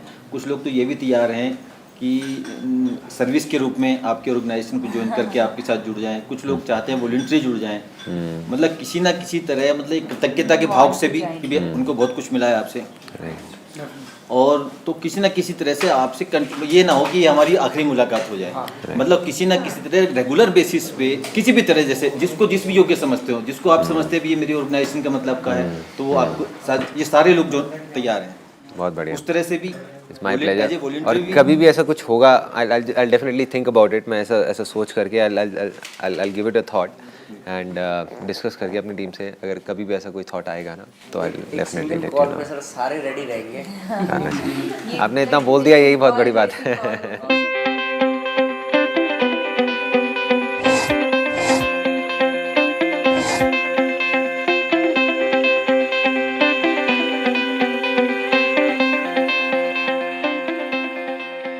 आपने एक चीज़ बोला था अपनी स्पीच में, आप किसी होटल में गए थे, होटल में जाने के बाद उसने एक चीज़ बोली थी कि मैं अपने सेल्फ सेटिस्फेक्शन के लिए अपना कमाया हुआ पैसा नाली में बहा देता हूँ, राइट? तो वो सेल्फ सेटिस्फेक्शन कैसे सर मेंटेन हो अपने बॉडी, मतलब उस चीज़ को कैसे पहचाने कि इससे मैं सेल्फ सेटिस्फाई हूँ? देखिए बेसिकली क्या है ना, अब वो वाला जो एक लाइन थी ना, उसको कई लोग समझ पा रहे हैं, कई लोग नहीं समझ पा रहे। वो ये सोचते हैं कि भाई पैसे को नाली में बहाने से अच्छा, या वो जब उन्होंने वो कहानी सुनी मेरी IIT कानपुर वाली, तो उन्होंने कहा कि यार वो दाल को नाली में क्यों बहाना है, किसी गरीब को खिला दो ना। अगेन हम सही गलत के कॉन्सेप्ट में चले गए ना। हमें सिर्फ ये देखना है कि किस कॉन्टेक्स्ट में बात की जा रही है। There is nothing like right and wrong. मतलब ये आप जा करके उनको क्यों बोल सकते हो कि भाई इसको नाली में नहीं बहाना, आपको यही करना है। उनके हिसाब से वो बासी हो गया तो बासी किसी को भी नहीं खिलाना। अगर उनको किसी को वैसे भिखारी को भी खिलाना है तो भाई उसको बासी क्यों खिलाएंगे, ताज़ा खिलाएंगे ना निकाल करके। So the point is very simple. उसका जो बेसिक फंडा है वो है बिजनेस से रिलेटेड। वो कॉन्सेप्ट लाइफ से रिलेटेड नहीं है, बिजनेस से रिलेटेड है। ऐसा नहीं कि हम जा करके पैसे को नाली में बहाने लग जाए, that does not make sense. But the idea is, अगर कोई बिजनेस करना चाहता है, that session was regarding business. IIT Kanpur में लोगों ने ये पूछा था कि एंटरप्रेन्योरशिप के बारे में बताओ। तो बिजनेस का बेसिक फंडा ये है, एक लेवल के बाद में जा करके आदमी अटक जाता है जब वो पैसे को खर्चने से पहले 1000 बार सोचने लग जाता है। सपोजिंगली अगर मेरा एक रेस्टोरेंट है और मैं ये सोचने लग जाऊँ कि यार जो केला है वो 2 रुपये का भी आता है, तो 10 रुपये का केला क्यों यूज़ करना है?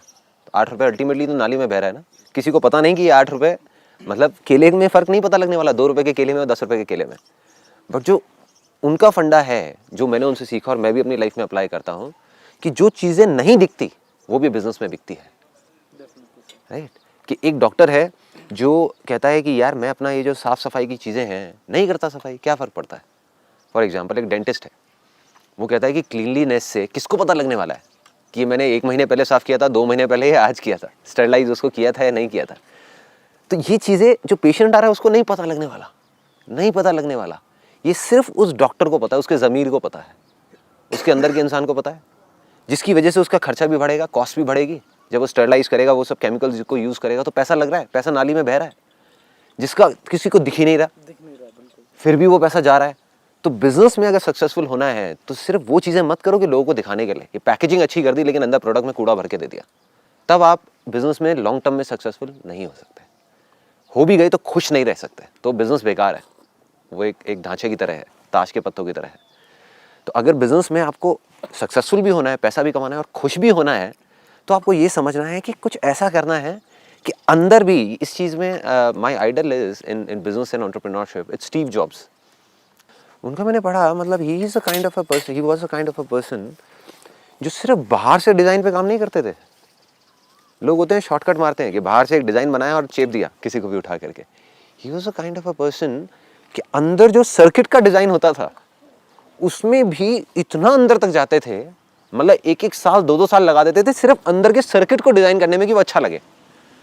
उनकी कंपनी में लोग बोलते थे सर ये तो किसी ने कभी खोलना भी नहीं है ज़िंदगी में सर्किट, तो ये तो सिर्फ हमारे उन लोगों ने देखना है जो टेक्नीशियंस हैं। एक नॉर्मल आदमी जो मैक यूज़ कर रहा है, आईफोन यूज़ कर रहा है, उसको थोड़ी पता अंदर का सर्किट कितना सुंदर है।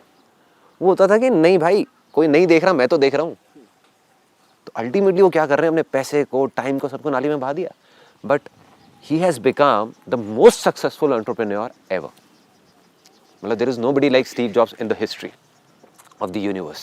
और मुझे नहीं पता आगे भी कभी कोई आएगा या नहीं आएगा उस लेवल का। मतलब वो उस हद तक चले जाते थे चीज़ों को करने में कि जो नहीं दिख रहा किसी को भी, बट मुझे दिख रहा है तो मैं कुछ भी कर दूंगा। मतलब उन्होंने करोड़ों अरबों रुपया, करोड़ों बहुत छोटा वर्ड है, अरबों खरबों रुपया बहा दिया ऐसी चीज़ें करने में जो आज तक आपको या मेरे को या किसी यूज़र को पता भी नहीं है कि अंदर उन्होंने क्या किया हुआ है, और जिससे कोई फ़र्क भी नहीं पड़ता। अगर वो उसको नहीं भी करते, उसकी डिज़ाइनिंग में, अंदर की डिज़ाइनिंग में दिमाग नहीं भी लगाते, बाहर की भी डिज़ाइनिंग लगाते, तब भी वो आईफोन उतना ही बिकता जितना आज बिक रहा है। बट उसकी वजह से क्या हुआ, उनकी टीम को दिखा अंदर से, उनको खुद को दिखा, तो जिस फेथ की, जिस बिलीफ की मैंने बात करी है बार बार, वो इतना स्ट्रांग हुआ कि उनके चेहरे पे आया कि मैं अल्टीमेटली इस दुनिया का बेस्ट प्रोडक्ट दे रहा हूँ। और जैसे ही वो फीलिंग आई, वो फीलिंग अल्टीमेटली लोगों तक पहुँची, उनको बताने की ज़रूरत नहीं थी। It's not important. ऐसे ही हमारी कंपनी में, मतलब अगर हम कुछ भी करते हैं तो वो फीलिंग का सारा खेल है। ऐसा नहीं कि और लोग नहीं कर रहे हैं स्टॉक फोटोग्राफी का और ये सारी चीज़ें, बट हमारी फीलिंग है जिस वजह से हम नंबर 1 पे हैं। मतलब हम जैसे एक हमारा जो अगर कॉम्पिटिटर है तो वो कहेगा कि यार एक काम करते हैं ना कि इस शॉट के लिए, एक शॉट के लिए ये इतना पैसा क्यों खर्चना है, ये काम तो 2000 रुपये में भी हो सकता है, इसमें ये 20,000 रुपये की इन्वेस्टमेंट क्यों करनी है, भाई कोई सेंस नहीं है। और सामने वाले को पता भी नहीं लगने वाला कि यहाँ पे 20,000 लग गया। तो मेरा सिंपल सा एक जवाब होता है, जैसे फॉर एग्जांपल अगर हमारे शूट होते हैं तो उसमें हम ब्रांडेड से ब्रांडेड कपड़े यूज़ करते हैं, जबकि हम ब्रांडेड यूज़ करने के बाद में लोगो हटा देते हैं, मतलब वो हम लीगली यूज़ नहीं कर सकते। तो एक टी शर्ट जो 50 रुपये की है उसकी बजाय हम 5,000 रुपये की टी शर्ट यूज़ कर रहे हैं जिसके बारे में किसी को पता नहीं लगने वाला। लेकिन मेरा सिंपल सा एक जवाब होता है, हमें तो पता है ना, हमें तो पता है ना हम क्या कर रहे हैं। And that takes things on to a different level altogether. जब वो वाइब्स हमारे अंदर से निकलती है तो जो हमारे क्लाइंट्स होते हैं, जो वो लोग होते हैं, उनको नहीं पता होता ऐसा कुछ हो रहा है, but they feel so attached to the company, they feel like कि यार ये जो है ना, देन वो चिपक जाते हैं। तो जो हमारे क्लाइंट्स हैं उनके लिए इमेजेस बाजार is not just a vendor. अगर आप पढ़ेंगे जा करके हज़ारों मतलब टेस्टिमोनियल्स हैं हमारी साइट पे, यू विल फील दैट कि जो आपके इमोशंस है ना मेरे लिए एज अ पर्सन, वो उन लोगों के इमोशंस है for Images Bazaar. There are lot of people who can't live without Images Bazaar even for a single day. वो जा करके इतने बुरे तरीके से चिपक गए हैं। मतलब अब अगर हम अब अगर किसी वजह से हम बोल दें कि भाई साइट बंद रहेगी 1 हफ्ते के लिए, आई एम श्योर कि हल्ला मच जाएगा कि हो क्या रहा है। मतलब now they are addicted to it.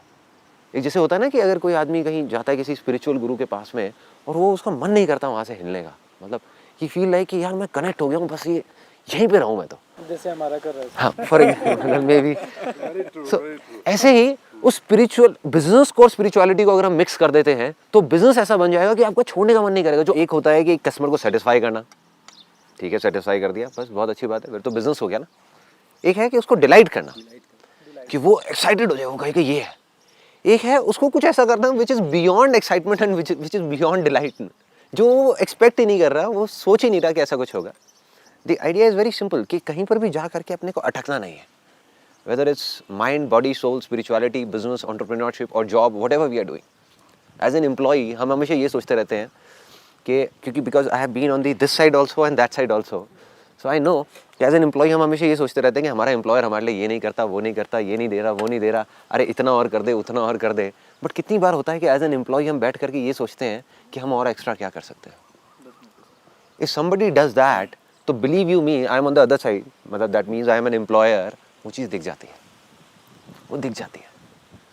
जो हम सोचते हैं ना कि नहीं दिखेगा, कि हम तो अकेले में करेंगे, किसी को पता भी नहीं लगेगा, जब बॉस आया देखने के लिए तो सामने दिखाने के लिए बहुत सारी चीज़ें कर दी, वो भी पता लग रहा होता है उसको, बॉस को, कि ये कौन दिखाने के लिए कर रहा है, कौन अंदर से कर रहा है।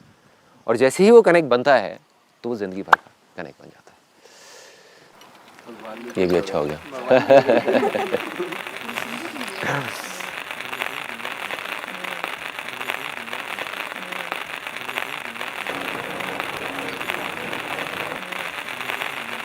कोई भी चीज़ अगर आपको किसी चीज़ की शुरुआत करनी है बिल्कुल जीरो लेवल से, और आपको उस चीज़ के बारे में बिल्कुल नहीं पता, और आपको बस ये करना है कि मुझे डेफिनेटली ये चीज़ इतने टाइम में मुझे कंप्लीट करनी है, तो उसकी जो जीरो लेवल से शुरुआत है वो आप कैसे करते हैं?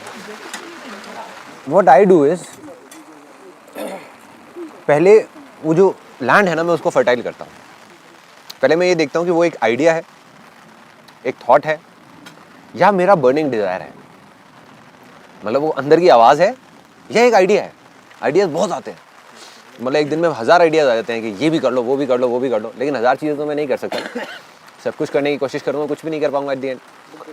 तो I just go by my inner voice. पहले मैं आराम से कुछ भी नहीं करता, ये भी नहीं रिसर्च करता कैसे करना है, क्या करना है। कुछ दिन के लिए मैं उसको छोड़ देता हूँ और सिर्फ अंदर अंदर अंदर अंदर अंदर अंदर जाके देखता हूँ, मतलब बाहर कुछ नहीं करता, अपने अंदर चला जाता हूँ कि ये जो चीज़ हो रही है ये है क्या, मतलब अल्टीमेटली मैं करना क्यों चाहता हूँ। अपने नाम के लिए, फेम के लिए, पैसे के लिए, अपनी ईगो को बूस्ट देने के लिए, या कुछ और ऐसा है which is beyond all this. तो जैसे ही जवाब मिल जाता है और पूरा पक्का जवाब मिल जाता है कि हाँ ये जो करने की वजह है ना ये कुछ है यार, मतलब देयर इज समथिंग, तो फिर मैं तब भी कुछ नहीं करता। Then I just keep on reinforcing it.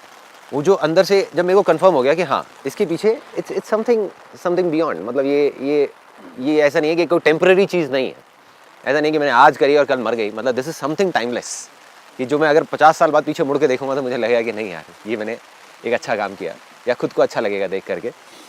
तो जब वो चीज़ पक्की हो जाती है तो अब मैं उसको पक्का करता हूँ, क्योंकि अगर मैं अभी भी एकदम से शुरू कर दूंगा तो मैं डगमगा जाऊंगा। तो अब मैं उस बिलीफ को और स्ट्रांग करता हूँ, मतलब उसको और पक्का करता हूँ कि हाँ ये करना है करना है करना है करना है करना है। जब वो पनप जाता है ना और अंदर एक कहते हैं कि ज्वालामुखी बन जाता है, तब फटता है वो। Then I take a step कि नहीं अब करना है, और फिर कैसे करना है तब तक मेरे को नहीं पता होता, बट फिर सारे रास्ते निकल आते हैं 2 दिन के अंदर अंदर, जो बिल्कुल कहीं नहीं दिख रहे होते। ऐसी ऐसी चीज़ें होती हैं जो पहले कभी हुई नहीं होती हिस्ट्री में कहीं पर भी, बट एकदम से सब साफ साफ नजर आने लग जाता है। हाँ ये करना है, क्योंकि मेरा बिलीफ क्या है कि सब कुछ आसान है, तो कुछ भी हो जाए सब आसान है। तो अब जब सब कुछ ही आसान है तो क्या हम सब कुछ कर सकते हैं? इफ़ एवरीथिंग इज ईजी और कोई बंदा बोले हाँ सब कुछ आसान है तो इसको मतलब सब कुछ ही करो ना, नहीं, सब कुछ आसान है लेकिन हम सब कुछ नहीं कर सकते। हम कुछ भी कर सकते हैं लेकिन सब कुछ नहीं कर सकते। सो द पॉइंट इज वो कुछ भी क्या है, क्या वो एक चीज़ है उन 1000 चीज़ों में से जिसको पकड़ना है? पहले उसको पकड़ के पक्का करता हूँ 10-15 दिन के लिए, महीने के लिए, 2 महीने के लिए, 3 महीने के लिए। जब वो पक्का हो जाता है, जब एक ऐसी स्टेज आ जाती है जब मुझे लगता है कि अब मैं अपने आप को नहीं रोक पाऊंगा, अब अगर मैं भी अपने आगे आकर के खड़ा हो जाऊँ, पूरे 1000 लोग आकर के खड़े हो जाए, लाखों खड़े हो जाए, पूरी दुनिया खड़ी हो जाए, दीवारें खड़ी हो जाए चारों तरफ से, अब मैं नहीं रोक पाऊंगा। Then I take a step. मैं अपनी लाइफ का एक सिनेरियो बता रहा हूँ, अब आप ये बताना कि ये टेम्परेरी है या शायद ऐसा ही रह जाऊँ मैं। फ़िलहाल मेरे अंदर का जो बच्चा है ना वो शांत है।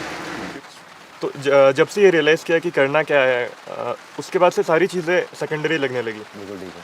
कभी आपने ये चीज़ फेस किया कि आपका जो इनिशियल पीरियड था, आप जब स्ट्रगल कर रहे थे, आप में कभी वो चीज़ थी कि नहीं, काम के लिए आप इतने डेडिकेटेड थे कि बाकी चीज़ें सेकेंडरी लगने लगी, बाकी चीज़ों पे आप ध्यान नहीं दे पा रहे हो? 100%। देखो क्या होता है ना कि एक जोन होता है। जैसे मेरा एक जोन था कि जब काम नया नया शुरू किया था, उस टाइम पे मैं डेली दिन में 18 घंटे भी काम करता था, लेकिन लगता नहीं था कि मैं काम कर रहा हूँ। सो देखो, what you are saying is कि अगर मैं ये कर रहा हूँ तो क्या मैं उसको छोड़ दूँ? अगर आप उसको छोड़ रहे हो तो काम आपके लिए खेल होना चाहिए। फिर अगर वो भी खेल नहीं है तो बच्चा मर जाएगा अंदर का। सपोज स्पोर्ट्स पे मैंने कॉम्प्रोमाइज़ किया कि मैं डेली वॉलीबॉल खेलता था, और फिर वॉलीबॉल से ज़्यादा मुझे उस टाइम पे लगा कि नहीं यार, वॉलीबॉल से ज़्यादा, अब वो अंदर की कॉल होती है ना, अगेन उसमें सही गलत कुछ नहीं है। एक तरफ तो मैं कह रहा हूँ कि अपनी बॉडी पे ध्यान दो, एक तरफ मैं खुद ही आपको बता रहा हूँ कि मैं वॉलीबॉल छोड़ करके आई स्टार्टेड वर्किंग से 16 hours 15 hours day on computers to understand programming languages, क्योंकि मैं प्रोग्रामिंग बैकग्राउंड से नहीं था, उसको सीखना था ताकि उनसे उनकी लैंग्वेज में बात कर सकूँ। तो उसमें लेकिन मुझे मज़ा आ रहा था, वॉलीबॉल से ज़्यादा मज़ा आ रहा था, इसलिए मैं उसको कर रहा था, वो मेरे लिए खेल था। बट अगर आप उस काम को छोड़ के एक नए काम को कर रहे हो जो आपके लिए बर्डन है, देन आपके अंदर का बच्चा मर जाएगा। बच्चा जिंदा तब तक रहेगा जब आप किसी भी बोरिंग से बोरिंग काम को बच्चों की तरह खेल समझ करके करते जा रहे हो। आसान है, आसान है, अरे करो यार, मज़ा आ रहा है, मज़ा आ रहा है, मज़ा आ रहा है, मज़ा आ रहा है। तो मज़ा आना चाहिए कुछ भी आप कर रहे हो, तब आप सक्सेसफुल हो गए। मज़ा आना बंद हो गया, रस आना बंद हो गया, मतलब आपको लग रहा है कि मैं ये काम कर तो रहा हूँ लेकिन ठीक है, बस पैसा कमाने के लिए कर रहा हूँ, then you will be a machine down the line. वो बच्चा मर ही जाएगा, वो जागेगा ही नहीं। मैं इसलिए इतने कॉन्फिडेंस से बोल सकता हूँ, मेरे बहुत सारे दोस्त हैं जिनके अंदर का बच्चा मर गया, क्योंकि उनका क्या हुआ कि उन्होंने ये सोचा कि हाँ, मैं ये भी छोड़ दूँ, वो भी छोड़ दूँ, वो भी छोड़ दूँ, प्लस कुछ ऐसा करूँ जो सिर्फ और सिर्फ, मज़ा तो वहाँ पे था ही नहीं ना, सिर्फ पैसा कमाने के लिए, तो अटक गए। सर, आपने एक चीज़ बोली थी अपने सेमिनार में कि अपनी स्पीच में कि जब मैंने अपना वो प्रोग्रामिंग स्टार्ट किया था तो 8 से 10 दिन मैं ऑफिस में ही रहा था, और मैंने एक टारगेट लिया था कि मैं घर पे नहीं जाऊंगा जब तक वो चीज़ पूरी नहीं हो पाएगी। क्या एक पर्सन को अपने टारगेट पूरा करने के लिए अपने जो बॉडी है उसको तकलीफ़ पहुंचाना चाहिए? अगर आप मेरे से पूछेंगे चाहिए तो मैं कहूँगा नहीं, बट जो फेथ है वो कुछ ऐसी चीज़ें कराता है जो आपके दिमाग से परे है, राइट? हाँ, अब अगर आप कहोगे कि ये करना चाहिए तो मेरे से आप कहोगे नहीं, नहीं करना चाहिए। आप मुझसे कहोगे कि मुझे करना चाहिए तो मैं कहूँगा नहीं करना चाहिए था। आप मुझसे पूछोगे कि मुझे करना चाहिए, मैं कहूँगा नहीं, मत करो। मगर अगर आपके अंदर कुछ ऐसा होगा तो आप मेरी कहाँ सुनोगे यार, मैं किसकी सुनता उस टाइम? मतलब अंदर कुछ और ही था ना, दैट फेथ वाज देयर। अगर किसी क्रिकेटर को आप जा करके कहोगे कि एक दिन में 12 घंटे प्रैक्टिस नहीं करनी चाहिए, आपकी बॉडी खराब हो जाएगी, तो हम सब जा करके उसको समझाएंगे नहीं, बट वो सुनेगा क्या किसी की? He is in a different state. तो उस वक्त आपके मन में क्या था जो आपने डिसाइड किया कि 8 से 10 दिन जब तक वो चीज़ पूरी नहीं हो पाएगी, हाँ, मैं घर पे नहीं जाऊंगा? कुछ भी नहीं था, मतलब एक ही चीज़ थी कि अभी मेरी लाइफ की ये सबसे बड़ी प्रॉब्लम है जो सामने खड़ी हुई है। तो मेरा बस एक ये था कि अब जब तक ये प्रॉब्लम सॉल्व नहीं हो जाती, because that was a turning point, वो मेरी लाइफ की I think one of the biggest problems थी।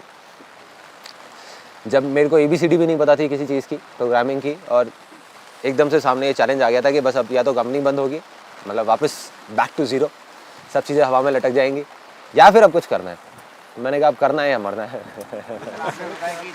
को आपने मतलब अपने फैमिली को सेटिस्फाइड करके फिर विल की चीज़ आप कर रहे हो, आपने कम टाइम में कर ली, लेकिन यदि अभी हम सोचें कि हम वो उस पर ध्यान दें और उसमें टाइम ज़्यादा लग रहा है, तो कहीं ना कहीं ऐसा लगता है रिस्पॉन्सिबिलिटी जो है उससे कहीं ना कहीं। अब वो आपका बिलीफ है, अगर आपका बिलीफ है। अब मेरे को एक बड़ी मज़ेदार सी चीज़ याद आती है।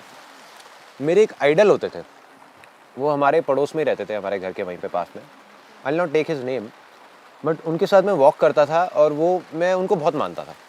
तब मैंने बिज़नेस अपना नया नया शुरू किया था और उनका बहुत बड़ा बिज़नेस था। मतलब उनकी कंपनी में करीबन 50-60 लोग काम करते थे और 25 साल से वो बिज़नेस कर रहे थे, बहुत अच्छे लेवल पे। तो होता ही है कि जैसे अब आप में से कुछ लोगों को लगता होगा कि हाँ भाई संदीप महेश्वरी है, उसकी बातें सुनो, समझो और उसको फॉलो करो। ऐसे ही मैं उनकी बातें सुनता था, समझता था और उसको फॉलो करता था। तो एक बार मेरा उनसे डिस्कशन हुआ, मैंने कहा कि मैं ना आने वाले, तब मेरे पास कुछ भी नहीं था, कोई कंपनी नहीं थी, कोई कुछ नहीं था, मैं एज अ फोटोग्राफर था। लेकिन मैंने बोला कि मैं ना आने वाले 5 साल के अंदर अंदर एक इतनी बड़ी कंपनी खड़ी कर दूंगा। एक अमाउंट फिक्स हुई और वो मैंने उनको बोला, तो वो हंसने लग गए।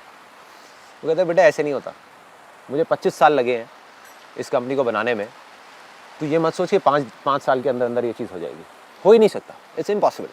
कहते हर चीज़ में टाइम लगता है, मतलब इट विल टेक टाइम। वो उनका बिलीफ था, लेकिन मेरा बिलीफ कुछ और था।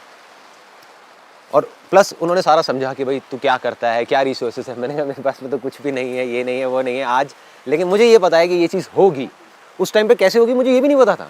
उस टाइम पे इमेजेस बाजार नाम की चीज़ क्या होगी मुझे पता ही नहीं था, स्टॉक फोटोग्राफी पता ही नहीं था। मैं एक सिंपल फोटोग्राफर था जो जा करके शूट करता था अकेला। बट मैंने उसी टाइम पे उनको बोला, मैंने कहा कि ऐसा कुछ होगा 5 साल के अंदर अंदर, कुछ इतना बड़ा एक इतनी बड़ी कंपनी खड़ी होगी। तो उन्होंने जब मना कर दिया तब भी मेरे अंदर का वो जो बिलीफ था, वो फेथ था, क्योंकि मैंने कुछ और मान लिया था। उनकी जो एक्सपीरियंस था, उनकी जो थिंकिंग थी, उनका माइंड था, वो कह रहा था कि नहीं संदीप नहीं कर पाएगा। मेरा एक्सपीरियंस था, मेरा माइंड था, वो भी कह रहा था कि नहीं कर पाएगा। लेकिन जो अंदर का फेथ था, जो बिलीफ था कि नहीं तू कर जाएगा, कैसे करेगा पता नहीं, और फिर कर गया। एग्जैक्ट जो मैंने टाइम अपना फिक्स किया था कि 5 साल बाद ये चीज़ इतनी बड़ी होगी, ऐसे होगा वैसे होगा, वो चीज़ हो गई। सो अपना जो मांगते हो ना आप, जिसको बोलते हैं ना फेथ, जो भगवान से मांगते हो, थोड़ा सोच समझ के मांगो, क्योंकि जो मांगोगे वही मिलेगा। अगर आप गलती से भी ये मांग रहे हो कि यार कहीं मुझे टाइम ना लग जाए, तो टाइम लगेगा, तो टाइम लगेगा। उस टाइम पीरियड पे रिस्पॉन्सिबिलिटी ऐसे मैं नहीं मानता, लेकिन पेरेंट्स साइड से रहती है कि भाई पहले बीटेक करी, अर्न करो, सेट हो जाओ, शादी करो, मतलब उनका एक प्लेटफॉर्म है। बिल्कुल ठीक है। तो अभी सोच रहे हैं कि अनस्टेबल सब होता रहेगा, एक बार मन का कर लेते हैं कुछ एक बार, क्योंकि जब थोड़ा बड़े हो जाएंगे तब मन का करने का कुछ बचेगा नहीं। कोई दिक्कत नहीं है। देखो जो आपके अंदर से आ रहा है ना, मैं बस इतना कह रहा हूँ आपको कि आप जो भी मांगोगे दिल से वो आपको मिल जाएगा।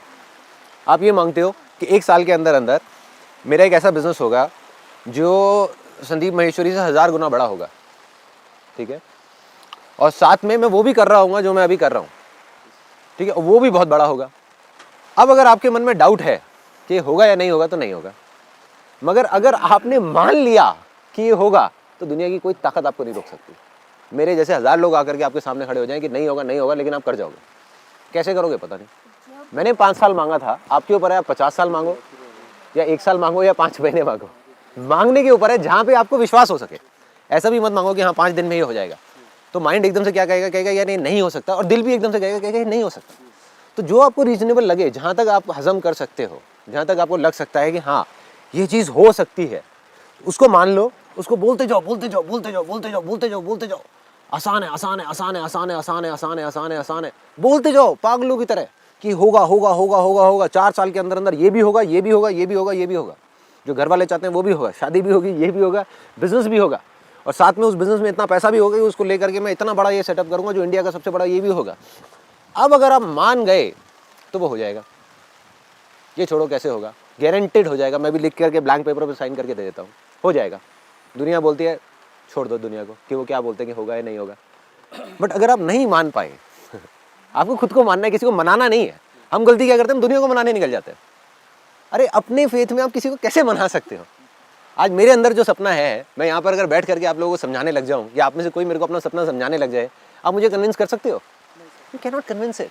और अगर आप कर सकते हो तो वो सपना ही बेकार है, क्योंकि इसका मतलब आपको पता ही नहीं है कि वो करना क्या है, राइट। मतलब फेथ उसी को कहते हैं ना कि आपको पता ही नहीं है वो कैसे होगा क्या होगा, बट वो हो जाए।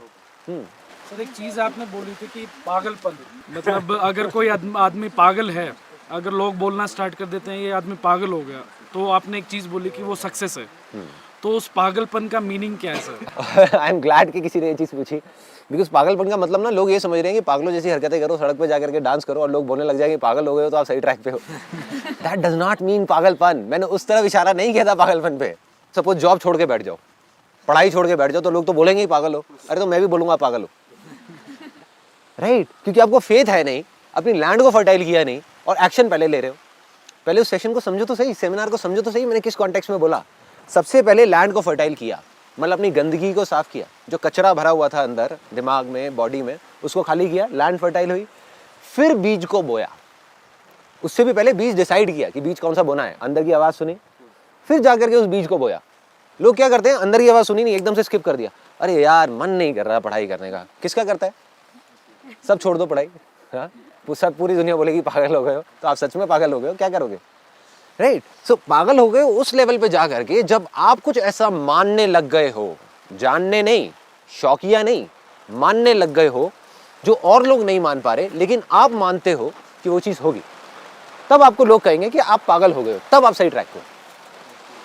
So the idea is you need to believe in something so strongly that has to be unshakable. एक आदमी ने पढ़ाई छोड़ दी, ड्रॉप आउट होना चाह रहे हैं, वो ये सोच रहे ड्रॉप आउट होके काम हो जाएगा। हाँ? तो अब अगर वो ये कोई आकर के बोलता है कि मैंने पढ़ाई छोड़ दी, बहुत अच्छी बात है आपने पढ़ाई छोड़ दी, अब इसको बड़े ध्यान से सुनना है, यहाँ पे एक बहुत बड़ा मैसेज है। वो यहाँ पर आकर के मेरे पास में बैठता है और मैं उसको बोलता हूँ भाई तूने पढ़ाई तो छोड़ दी, अब तो तू बर्बाद हो जाएगा, तू तो गया, ना तुझे नौकरी मिलने की, ना तुझे घर वाले सपोर्ट करने के, जो सच है, ठीक है, ना अब तू कुछ कर सकता, तू क्या करेगा, तू तो सड़क पे धक्के खाएगा भाई, भीख मांगेगा, और वो डर के बैठ जाए, अबे यार मैं तो गया यार, ये तो सही बोल रहे हैं यार, ये क्या कर दिया मैंने, तो समझ जाओ वो सच में पागल है, राइट? वो पागलपन नहीं है, वो सच में पागलपन है।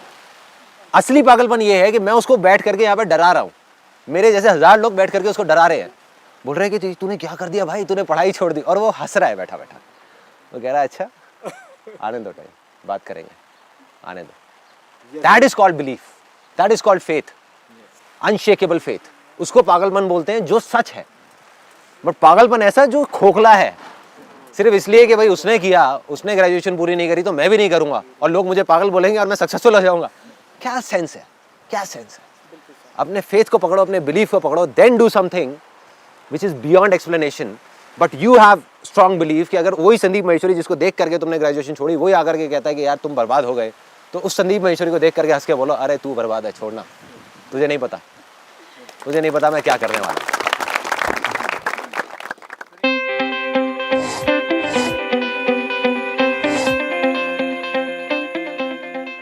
ये हौसला कैसे झुके, ये आरज़ू कैसे रुके, ये हौसला कैसे झुके, ये आरज़ू कैसे रुके, मंजिल मुश्किल तो क्या। पहले अलग जोन था, अब दूसरा जोन है और अब कुछ भी कर सकता हूँ। अभी मैं ये कह सकता हूँ कि आई एम फुल एनर्जेटिक, आसान है, आसान है, आसान है। मेरे अंदर तो बहुत बड़ा ड्रास्टिक चेंज आया। Sandeep Maheshwari is a selfless person, You know, and feel like doing something what he is doing, we can't match with him, but at least something different than what we are doing. Sir की बात करूँ तो मैंने इस अर्थ पे आज तक ऐसा इंसान नहीं देखा। बिल्कुल ऐसा लग रहा है कि सब कुछ बदल गया है। जाके अपने सारे सपने पूरे हो जाएंगे, पूरा विश्वास है। बिना कॉन्फिडेंस के आया था और फुल ऑन कॉन्फिडेंस के साथ जा रहा हूँ। शेयरिंग की फीलिंग को बढ़ाना सबसे ज़्यादा ज़रूरी है। He is a messiah for young generation. I am really fortunate enough to be here. Just one thing, आसान है। ऐसा लग रहा है कि जैसे मेरा पुनर्जन्म हो गया हो। मुश्किल तो क्या, धुंधला साहिल तो क्या, तन्हा ये दिल तो क्या, हो